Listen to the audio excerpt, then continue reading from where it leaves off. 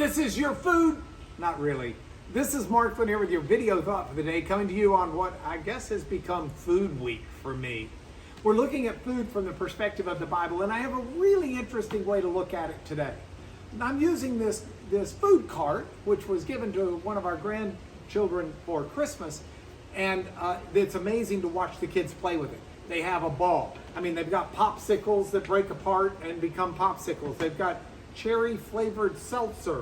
They've got mustard and ketchup for the hot dog that goes in the bun.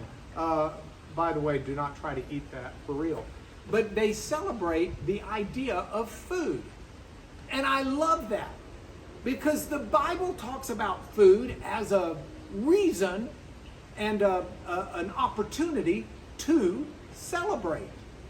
See, I think all too often we tend to think of the Christian life as a dour one, where we should be miserable and look like we've eaten persimmons or sour lemons or something like that. Heaven forbid we enjoy this life. And yet, God has made this life with an understanding that there are to be times of enjoyment. Heavens, there are times of misery, but there are also to be times of rejoicing. The writer of Ecclesiastes said it this way: there's a time to mourn and a time to dance. And so we read about food being something that's used as a festival, a feast, a joyous party celebration time in the Bible.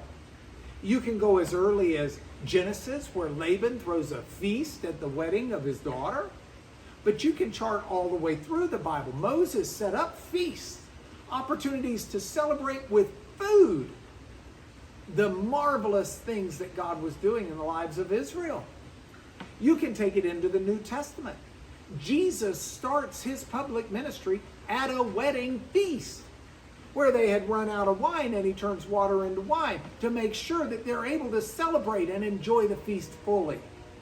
It's not just there. You'll find in Matthew chapter 11, Jesus compares the grumbling generation of people to children in the marketplace who whine, "Oh, we played our flute for you and you wouldn't dance," or "We mourned for you and you wouldn't cry." Recognizing that there are times where we do celebrate, rightfully so. And you'll also find Jesus being asked, "Why is it that your followers don't fast the way good Jews would?" Several times a week, in fact. And Jesus' answer was, they're celebrating. The bridegroom's here. This is a time of fun and feasting. You'll even find in the book of Revelation, at the end of days, a marriage feast, supper, celebration. See, God gave us our senses not merely to help us understand how to live. We can see things and understand danger, but also to see things that are pleasurable and enjoyable in the right time and place. God gave us a sense of smell, not just to smell when something's burning, but to enjoy odors and the sense of touch to enjoy. The sense of hearing, to not just hear a screech owl, but to hear beautiful singing. In the same way, the sense of taste, not just to tell if a food's poisonous, but to enjoy the food.